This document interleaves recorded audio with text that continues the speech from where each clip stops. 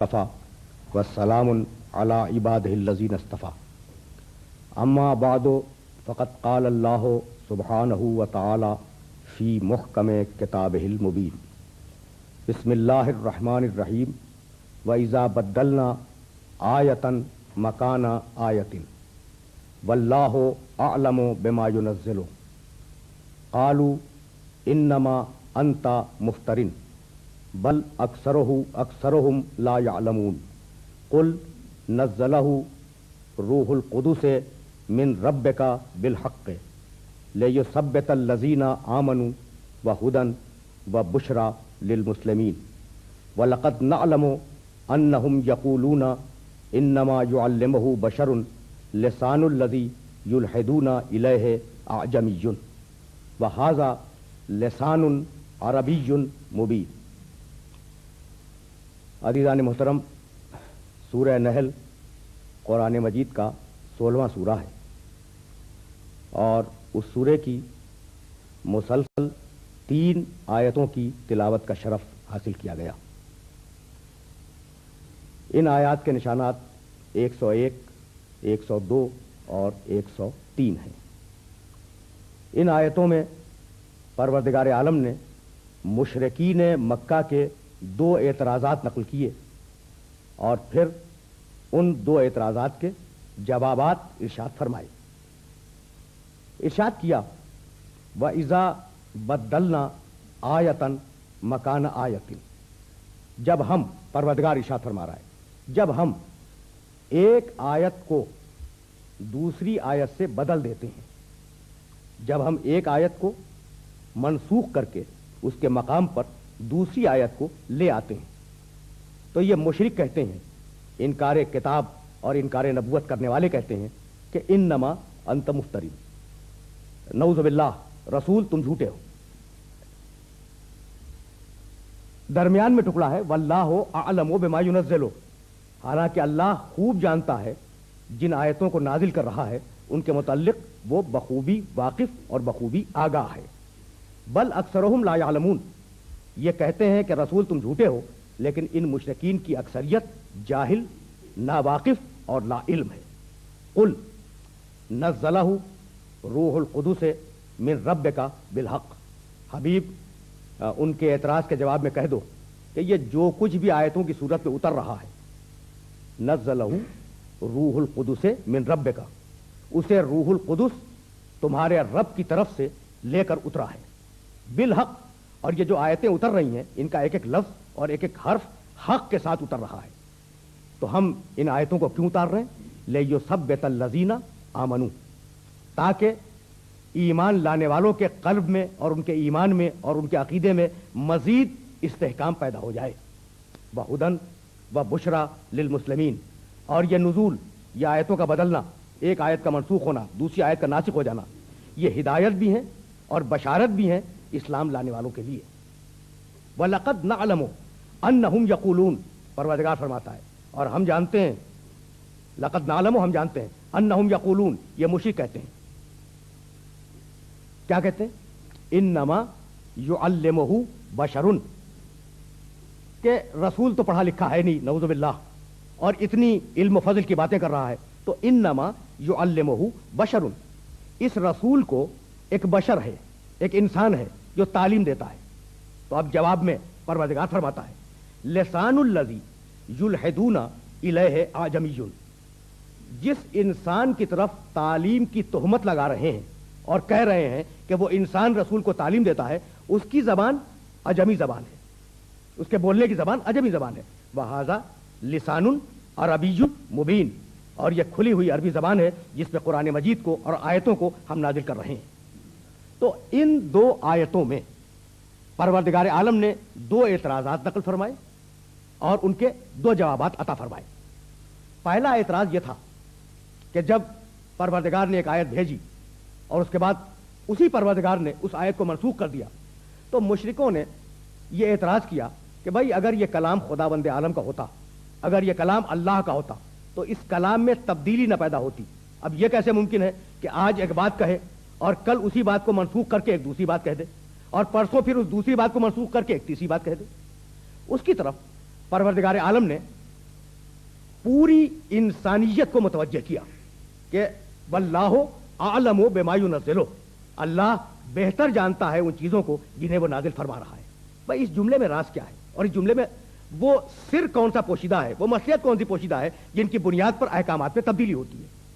तो अगर आप फलसफा नस्ख़ शराए पर तवज्जो फरमाएं कि शरीयतें मनसूख क्यों हुई, नूह अलैहिस्सलाम एक शरीयत लेके आए, इब्राहीम अलैहिस्सलाम के अहद में वो शरीयत मनसूख हुई, इब्राहीम अलैहिस्सलाम लाए, और वो शरीयत इब्राहीमी हजरत मूसा अलैहिस्सलाम के अहद में मनसूख हो गई, यानी जुज़वी तब्दीलियां होती रहीं। तो अब यही हुआ ना कि एक आयत आई, उस आयत को परवरदिगार ने दूसरी आयत से मनसूख किया, फिर उस आयत को एक तीसरी आयत से मनसूख कर दिया। तो यही सूरत शरीयतों में भी पैदा हुई। एक शरीयत आई, परवरदिगार ने दूसरी शरीयत से उसे मनसूख किया, फिर तीसरी शरीयत से उस दूसरी शरीयत को मनसूख किया, यह सिलसिला चलता रहा यहां तक कि आखिरी नबी पर आखिरी शरीयत आई और वो सारी शरीयतों की नासिख करार पाई। तो मसला क्या है अज़ीज़ान मोहतरम, इस बात को हमेशा याद रखें कि दीन की दो बुनियादी तक़सीमें हैं, एक है अकीदा और एक है शरीयत। अकीदे के मानी है वो बातें जिन्हें अल्लाह तस्लीम करवाना चाहता है, और वो बातें जिन्हें अल्लाह बावर कराना चाहता है उसे अपने जान और अपने ज़मीर और अपनी अक्ल से बावर करें और उसे तस्लीम करें, इसका नाम है अकीदा। दूसरा हिस्सा दीन का, उसका नाम है शरीयत, यानी वो अहकामात जिन पर परवरदिगार आलम इंसानों को अमल करता हुआ देखना चाहता है उनका नाम है शरीयत, और जिन बातों को तस्लीम करवाना चाहता है उनका नाम है अकीदा। आदम अलैहिस्सलाम के अहद से लेकर आज तक अकीदे में न तब्दीली हुई है और न अकीदे में तब्दीली का इम्कान है, लेकिन शरीयतें, अहकामात, हालात और हालात के तकाज़ों के तहत मुख्तलिफ अदवार में मुख्तलिफ ज़मानों में तब्दील होते रहे। अब मैं आपकी खिदमत में उसूल पेश करूं। भाई देखिए, ज़माना किसी मकाम पर रुकता नहीं है, ज़माना एक मुतहर्रिक शय का नाम है, ज़माना जामिद नहीं है।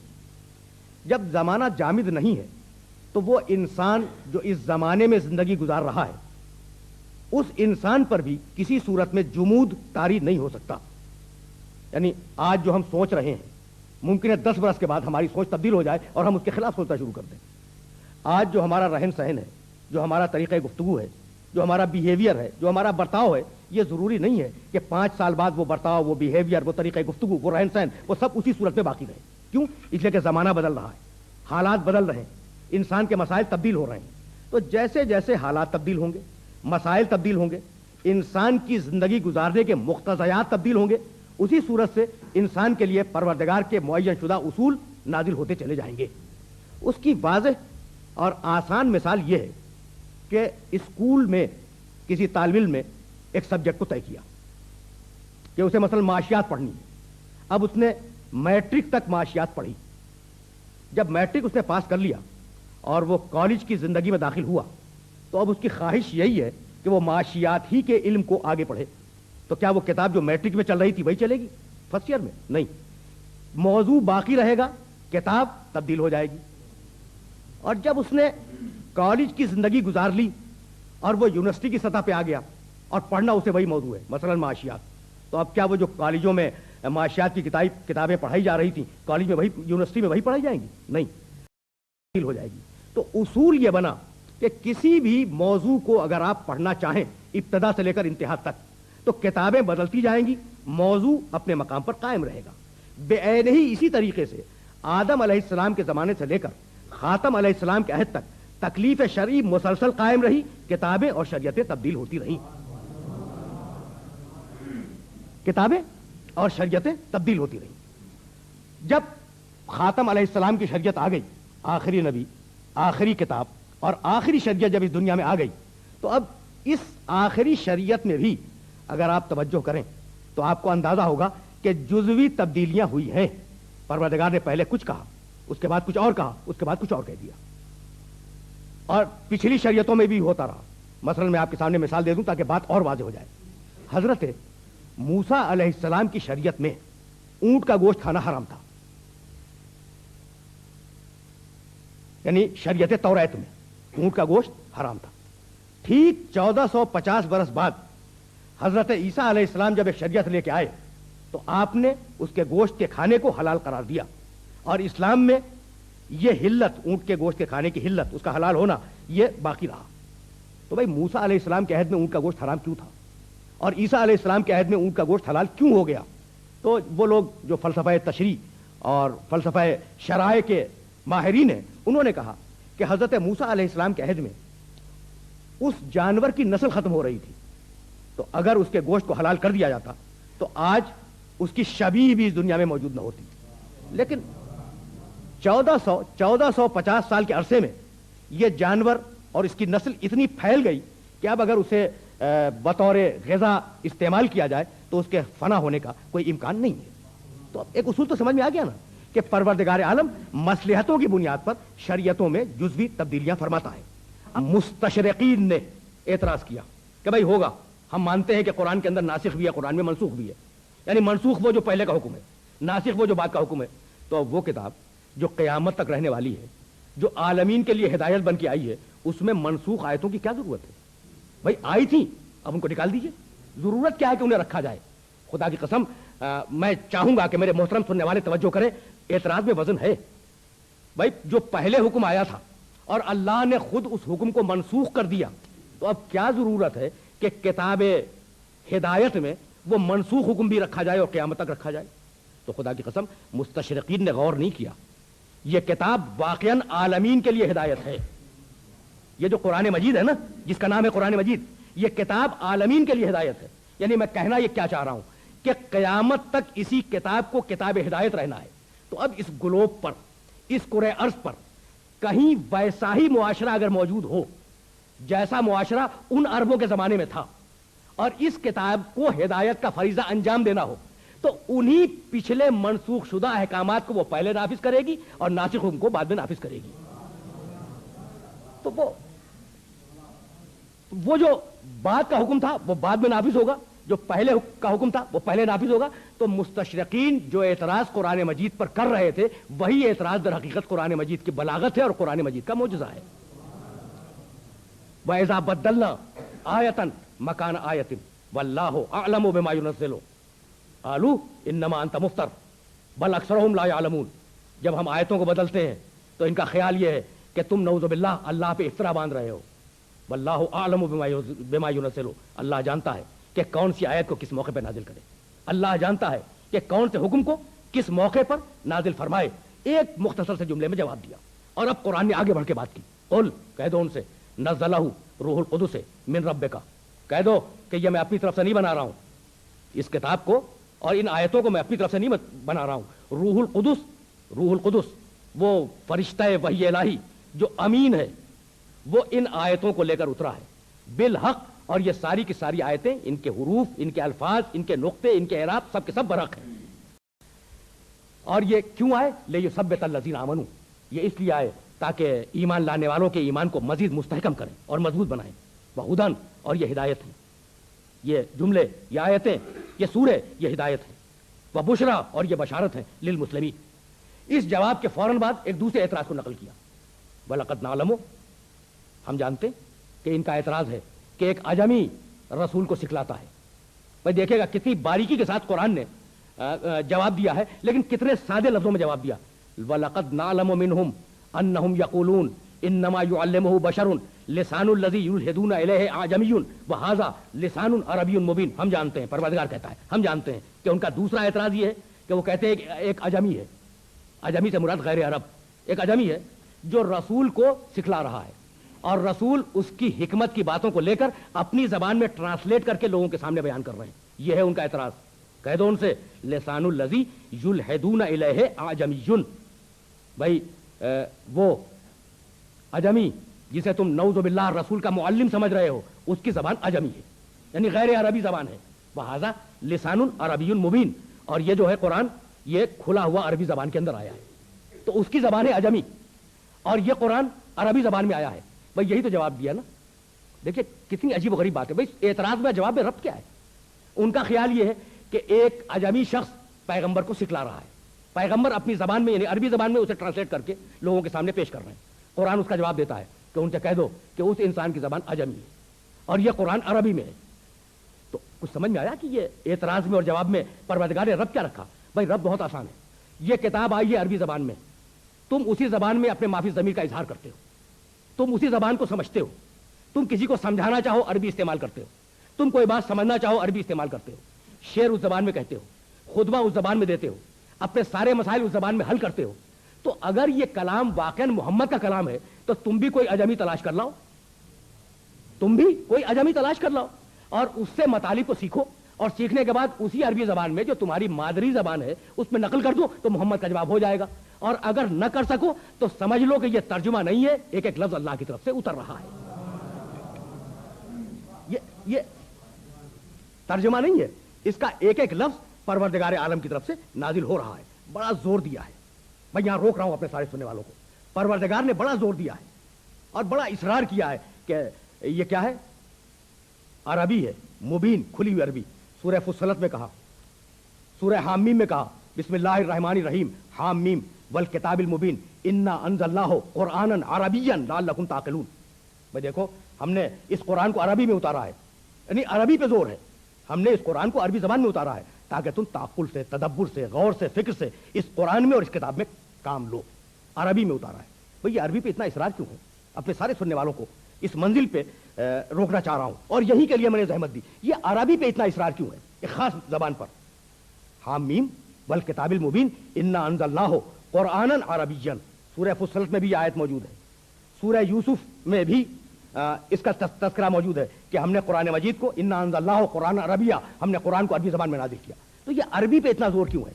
عرض کروں بھائی, عربی پر اس لیے زور ہے کہ قرآن کے پہلے مخاطب عرب ہیں. جس معاشرے میں یہ کتاب آ رہی ہے, یہ بین الاقوامی کتاب, اس کے پہلے مخاطب عرب ہیں. اور اب ان سے کہا کیا, میں پھر لے چل رہا ہوں واپس قرآن کے ایک دوسری آیت کی طرف جو ہزاروں مرتبہ آپ نے سنی ہوگی, ان کنتم فی ریب مما نزلنا علی عبدنا فاتو بسورۃ من مثلہ. اگر تم شبہے میں ہو کہ ہمارے بندے پہ جو کتاب نازل ہو رہی ہے وہ ہماری نہیں ہے, اس بندے کی ہے, یعنی اگر یہ اللہ کی کتاب نہیں ہے, اس بندے کی بنائی ہوئی ہے, یہ شبہ تمہیں ہے, فاتو بسورۃ من مثلہ, تو اس کے مثل ایک سورہ لے آؤ. دیکھیے اس کے مثل, کس کے مثل؟ میں یہی روکنا چاہ رہا ہوں, قرآن مجید کی بلاغت کا کمال یہی ہے. فاتو بسورۃ من مثلہ, اس کے مثل ایک سورہ لاؤ. کس کے مثل؟ قرآن کے مثل ہے نا, جیسے قرآن میں سورے ہیں اس کے مثل لے آؤ. لیکن یہ ایک مفہوم ہے کہ اگر تم سمجھتے ہو کہ یہ اللہ کی کتاب نہیں ہے تو اس کے مثل ایک سورہ لے آؤ, قرآن کے مثل.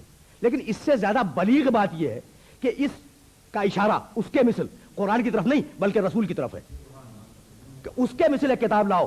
تمہارے سماج میں پیدا ہوا, نہ کسی مکتب میں گیا, نہ کسی مدرسے میں گیا, نہ علماء کی صحبت میں بیٹھا, اور اس کے بعد 40 برس کی عمر کے پر پہنچنے کے بعد اس نے ایسی علم و حکمت کی باتیں کی کہ اولین و آخرین کے علم کو اس کتاب میں جمع کر دیا. تو اگر وہ جمع کر سکتا ہے تو تم بھی لے آؤ. اگر وہ جمع کر سکتا ہے تو تم بھی ایسی کتاب بنا کے لے آؤ, اس لیے کہ وہ بھی تو عرب ہے نا اور تم بھی عرب ہو. تو اس لیے قرآن مجید کی عربیت پر پروردگار نے زور دیا. بلسان عربی مبین, ہم نے اس کتاب کو عربی زبان میں نازل کیا. اور لاؤ سورہ بنا لاؤ, 10 سورے بنا لاؤ, پوری کتاب کا جواب لے آؤ. لاؤ تو کچھ. یہ ہے چیلنج. بھائی توجہ رہے, یہ چیلنج ہے. اب لائے کون؟ کوئی نہ لایا نا. صدیاں گزرتی رہیں, برس گزرتے رہے, کوئی لایا جواب؟ نہیں لایا. راز کیا ہے بھائی؟ بہت توجہ کیجیے گا, لیکن گفتگو اپنے آخری مرحلوں میں داخل ہو رہی. راز کیا ہے کہ قرآن بار بار کہے کہ بھائی عربی زبان میں ہے, تم عرب کے ادیب ہو, تم عرب کے شاعر ہو, تم عرب کے بڑے فصیح و بلیغ انسان ہو, تمہاری عمریں مدرسوں میں گزر گئی, بھائی جواب تو لاؤ. اور پھر جواب نہ آئے تو عرض کروں بھائی چیلنج ہے کہ اس کتاب کا جواب لاؤ. تو اب سارے عرب تو لا نہیں سکتے, اس لیے کہ قرآن ہے فصیح و بلیغ عربی میں, اور دنیا کا کوئی عرب یہ دعویٰ نہیں کر سکتا کہ پوری کی پوری قوم فصیح و بلیغ ہے. تو اب وہ بچے جو فصیح و بلیغ لوگ ہوں, جو ادیب ہوں, وہی لا سکتے ہیں نا. یعنی پوری دنیا عربوں کے علاوہ خارج ہو گئی, عرب بچے, ان میں سے جو عوام الناس تھے وہ خارج ہو گئے, بچے ادیب. بہت توجہ رکھیے گا, ادیب بچے. اب چیلنج ان سے ہے بھائی کتاب کا جواب لاؤ. لائے نہیں, اس لیے کہ قرآن فقط ادب نہیں ہے, اس میں علم بھی ہے. تو اب ایسا تلاش کریں جو ادیب کے ساتھ عالم بھی ہو, ہے نا. دیکھیے شرطیں جو ہے وہ بڑھتی چلی جا رہی ہیں. قرآن فقط ادب نہیں ہے, اس میں علم بھی ہے. تو اب ایسا تلاش کرو کہ عالم بھی ہو. اب آپ نے ایک ایسا عرب ڈھونڈا جو ادیب بھی ہے اور عالم بھی ہے, آپ لے آئے. بھائی آپ کو تو قرآن کا جواب لکھنا ہے نا, نعوذ باللہ من ذالک, مثال اندرز کر رہا ہوں. آپ ایک عرب مشرک ایک انسان کو لے آئے جو ادیب بھی ہے عالم بھی ہے. اب ہم نے پوچھا کہ بھائی کیا جانتے ہو؟ اس نے کہا میں تاریخ کا عالم ہوں. جواب لکھ سکتا ہے؟ بھائی قرآن فقط تاریخ کا علم نہیں ہے، اس میں سیاسیات بھی ہیں. تو اب ایسا لاؤ جو سیاسیات بھی جانتا ہو. اب اگر ایسا لے آئے جو ادیب بھی ہو، تاریخ کا بھی عالم ہو، ماہر سیاسیات بھی ہو، وہ جواب لکھ سکتا ہے؟ نہیں. اس لیے کہ قرآن فقط سیاسیات نہیں ہے، معاشیات بھی ہے. اب ایسا تلاش کرو جو ان تین علوم کو جانتا ہو، تو کیا وہ جواب لکھ سکتا ہے؟ نہیں. اس لیے کہ قرآن میں سماجیات بھی ہیں. تو اب ایسا لاؤ جو ان چار علوم کو جانتا ہو. اگر لے آئے تو قرآن میں ایک پانچواں علم بھی ہے، فلسفہ بھی ہے. اور اگر 5 علوم کے ماہر کو لے آئے تو قرآن میں 6واں علم منطق بھی ہے. اور اگر 6 علم کے ماہر کو لے آئے تو قرآن میں 7واں علم بھی موجود ہے. اور اگر فرض کریں تھوڑی دیر کے لیے کہ آپ نے ایک عرب کو، ایک ادیب کو اور ایک ایسے عالم کو منتخب کیا قرآن کا جواب لکھنے کے لیے جو دنیا کے سارے علوم جانتا ہے، آرٹس کے بھی اور سائنس کے بھی. مفروضہ ہے اور سپوزیشن پر آپ کو اعتراض نہیں ہونا چاہیے. تو ایسا انسان جو عرب بھی ہے، ادیب بھی ہے اور ساری دنیا کے علوم کو جانتا ہے، وہ جواب لکھ سکتا ہے؟ نہیں لکھ سکتا. اس لیے کہ ان علوم کے علاوہ قرآن میں غیب بھی ہے، اور غیب سوائے اللہ کے کسی کے قابو میں نہیں ہے.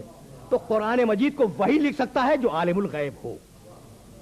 اور وہ غیب پروردگار عالم نے ودیت کیا پیغمبر اکرم کی طرف. بس آخر کلام میں اپنے سننے والوں کو متوجہ کرنا چاہ رہا ہوں فقط ایک نقطے کی طرف. اب وہ غیب ودیت ہوا بلسان عربی مبین. یہ قرآن عربی زبان میں آیا ہے. تو اب سمجھ میں آیا کہ اس کتاب کا جواب کیوں نہیں لکھا گیا؟ ممکن ہی نہیں تھا. نہ عرب لکھ سکتے تھے، نہ عالم لکھ سکتے تھے، نہ فصیح لکھ سکتے تھے، نہ بلیغ لکھ سکتے تھے، نہ دانشور لکھ سکتے تھے. اس لیے کہ یہ ساری کوالٹیز کسی انسان میں جمع ہو ہی نہیں سکتی. اب عربی زبان میں یہ قرآن آیا اور پیغمبر اکرم کی ذمہ داری ہے کہ اس قرآن مجید کو عربوں تک پہنچا دیں. پیغمبر بھی عرب، کتاب بھی عربی زبان میں، اور مخاطب عرب. اسلام کے مخاطب، دین کے مخاطب، اس کتاب کے مخاطب وہ سارے کے سارے عرب ہیں. تو کیا یہ کتاب فقط عربوں کے لیے آئی؟ کیا یہ رسول فقط عربوں کے لیے تھا؟